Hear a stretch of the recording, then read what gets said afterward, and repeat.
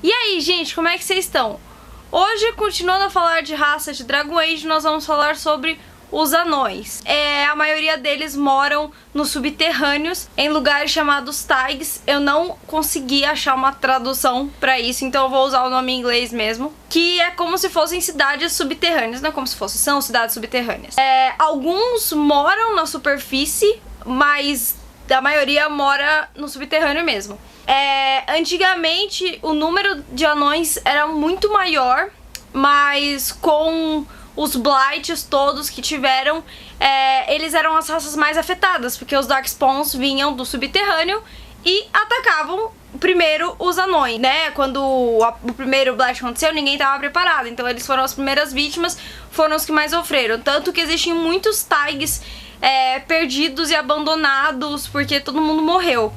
E as Deep Roads, que muito se fala no jogo, que são lugares de Darkspawn, na verdade elas surgiram para ligar os taigs uns com os outros, mas eles foram dominados por Darkspawn, então é muito mais difícil usar eles hoje em dia. Os anões são conhecidos como os filhos da pedra, ou crianças da pedra, né, Child of Stone. E inclusive, se você jogou Inquisition, você sabe que o Solas por vezes chama o Varric assim. Eles são uma raça menor que todas as outras, são bem fortes. Eles são muito resistentes a doenças. A única doença que os afeta é exatamente a que fez o número deles ser tão diminuído, que é aquela que é passada pelos Darkspawn. Eles enxergam melhor no escuro e eles são imunes à magia. Se você já jogou, você sabe que não dá pra ter um anão mago. A gente nunca viu um anão mago. O máximo que a gente viu foi a Dagna, que era uma anã que foi estudar magia, mas não fazia magia lá mesmo, né? Era como se ela fosse uma alquimista. Isso se deve porque eles vivem perto do Lyrium, né? Lyrium é aquela substância que os magos usam pra conseguir usar magia melhor, não sei o que. No meu vídeo sobre magos templários eu falei um pouco sobre Lyrium, porque afeta tanto os magos quanto os templários. E como os anões já crescem num ambiente que tem muito, eles se tornam imunes, já que o Lyrium tá na caverna, tanto que normalmente são eles que mineram Lyrium e vendem pros templários, pros magos, enfim. Inclusive os anões também não sonham, eles não tem conexão com o Fade. Com o primeiro Blight, a maioria dos taigs foi destruído, sobraram só 4, mas depois disso outros 2 caíram, e mesmo enquanto eles não caíram, a comunicação entre eles se perdeu. As Deep Roads, que era o que ligava um taig a outro, estavam dominadas por Darkspawn. O maior taig mais conhecido é Orzammar, em Ferelden, né, que se você é um anão no Dragon Age Origins, você vem de lá. E o outro tag conhecido, que pouco se fala no jogo, mas se você tem aquele livro Mundo de Tedas, no 1, se não me engano, fala sobre, que é o tag chamado Khal Sharok, que fica em Tevinter. Perderam contato total, né? Mas com o rei Aeducan, a linhagem dos Aeducan que tá no poder, bom, depende muito das suas decisões no Dragon Age Origins, mas assim, antes de você começar o jogo, pelo menos, os Aeducan, eles estão no poder. O rei Aeducan, que inclusive se você for um anão nobre do Dragon Age Origins, ele vai ser o seu pai, ele tenta restabelecer conexões com Khal Sharok pela primeira vez em tempos, inclusive eles não são muito amigos, né? Tem uns conflitos aí. Até porque Khal Sharok, entre os dois, foi o que mais sofreu com os Blights, costumava ser a capital de todos os taigs. Os anões são a raça mais tecnológica de todos, né? Não é à toa que, apesar deles não terem magia, foi de lá que saiu meio que a primeira alquimista do jogo. E o sistema dos anões é dividido em casta, né? Então você nasceu numa casta e você não pode mudar dela. Então funciona mais ou menos assim, eu sou uma mulher, portanto, se a minha mãe é da casta dos nobres, eu, por ser mulher também, assim como minha mãe, serei uma nobre. Se o meu pai é da casta dos ferreiros, pouco importa, porque, né, eu vou pegar da minha mãe. Agora, se eu tivesse um irmão, eu não tenho irmão, mas se eu tivesse um irmão, ele seria da casa dos ferreiros, eu seria de outra casta, entende? As castas são... Eu tenho uma cola aqui, nessa ordem, tá? Nobres e guerreiros, que são tipo as maiores castas, assim, mais importantes, né? Aí depois ferreiro, artesão, minerador, mercador, servo, sem casta, e os anões da superfície. Os sem casta, os servos e superfície são mais ou menos ali. O da superfície, tipo, não importa de onde você... Assim, obviamente, se você nasceu...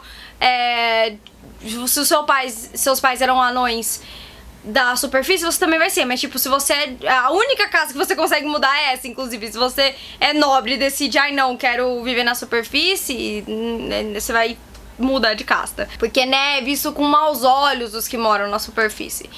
E os sem casta são aqueles caseless, né, se você... De novo, se você jogou Dragões de Origins, você foi na Dusktown, se não me engano é Dusktown o nome, que é onde, tipo, é a favela de Orzammar, né, e todo mundo que mora lá é tratado muito mal.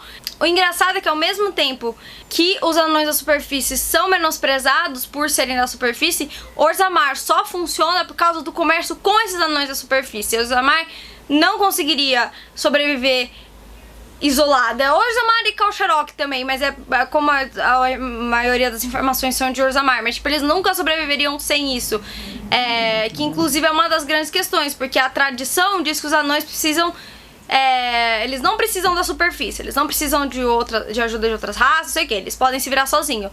Então essa é uma visão mais tradicional. Mas ao mesmo tempo, se eles não têm essa ajuda de fora, eles não conseguem sobreviver, né? Eles não conseguem implantar, por exemplo, eles precisam de fora. Então tem essa contradição aí, eles são muito dependentes. Ao mesmo tempo que a Carta, que é uma organização criminosa entre os anões, né, a mais famosa entre os anões, Orzammar nunca funcionaria sem a Carta, porque eles também influenciam no comércio e contrabando, e ao mesmo tempo que, ai não, isso é legal, mas a gente se beneficia. Então, tem muita sujeira e corrupção na política de Orzammar, né? É bem interessante, inclusive, quando você vai pra lá em Origins, é muito difícil escolher o que você vai fazer, porque tudo parece muito errado. Além da Carta, outra organização importante, mas dessa vez legal, é o Sheperate.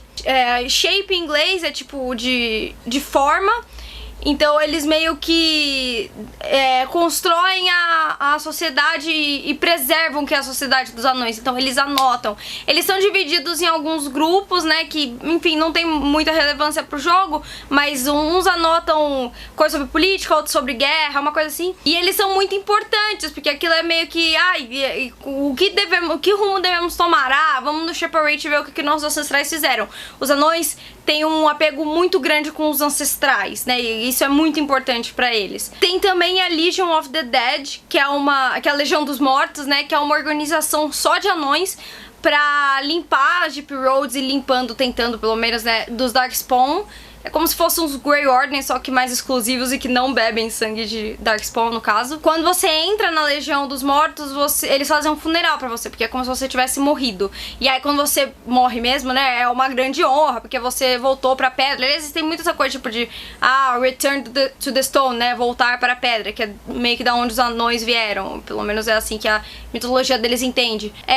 Muito sem casta e pessoas de castas mais baixas se juntam à Legião dos Mortos, porque é mais ou menos a única maneira que eles têm de serem honrados, de não serem vistos com maus olhos, só que também não é um destino muito bom, né, então meio difícil. Mas se você entra na Legião, os seus crimes são apagados, então dependendo da vida que você teve, pode ser uma vantagem. E tem uma figura muito respeitada entre os anões, que é o Paragon, né? O Paragon é aquele anão que fez algo muito importante para a sociedade dos anões e é meio que visto como um deus. Então eles não louvam deuses que nem os elfos, eles louvam paragons, que são ancestrais que fizeram grandes atos. Um paragon, por exemplo, é a Branca, que é a esposa do Owain lá do Origins. Se não me engano, ela era da Caça dos Ferreiros e ela fez várias descobertas tecnológicas e por isso ela virou uma paragon. O Caridin também, do Envy of the Void, que era aquela... Não vou lembrar o nome, mas é aquele negócio de ferreiro. Que ele também descobriu como fazer golems, que também era uma parte importante da história dos anões. Agora, como sempre tem aquela parte, spoilers de Dragon Age Inquisition, a DLC The Descent. Se você não jogou, para de assistir agora. In The Descent é uma DLC lá com os anões e nós conhecemos 2 anões e é muito legal porque a gente sabe sobre a história, sobre a cultura dos anões, mas das raças, se não me engano, é que a gente menos sabe. Você vai numa busca, eu não vou falar muito sobre, eu vou colocar o link da crítica que eu fiz sobre a DLC na descrição se você quiser saber mais, mas o que importa pros anões é que primeiro a gente descobre que o Shaperate manipula informações, que não é tão surpreendente assim. Tipo, porque o Shaperate é pra preservar a história, né? Como eu falei, dos anões. E aí eles manipulam a história pra, né? Aquela coisa, né? Corrompidos pelo poder, mas enfim. E a gente também descobre que existe uma figura na mitologia dos anões, que é o Titã, que é como se ele fosse parte pedra. E é uma coisa meio bizarra, porque a gente não entende ainda exatamente o que é. Mas me pareceu algo bem importante, algo que vão voltar a falar eventualmente. Inclusive, se não me engano, no meu vídeo sobre teorias de Dragon Age 4, eu fiz menção a isso porque eu realmente acho que é algo que eles vão trazer de volta. Porque, inclusive, o seu personagem brinca com isso, mas é muito verdade. Que no final da DLC ele fala, o seu personagem fala, independente de qualquer coisa, eu vou sair com mais perguntas do que resposta. É exatamente isso. Mas a gente descobre que a sociedade, que os próprios anões não entendem muita coisa sobre a sociedade deles e a história deles, porque muita coisa se perdeu com as guerras contra os Darkspawn. É isso, eu espero que você tenha gostado do vídeo. Como sempre, se você gostou do vídeo, não esquece de se inscrever no canal, dar joinha no vídeo, curtir a página do blog no Facebook e também visitar o blog porque tem outras coisas lá. Deixarei links úteis na descrição. E é isso aí, a gente se vê no próximo vídeo.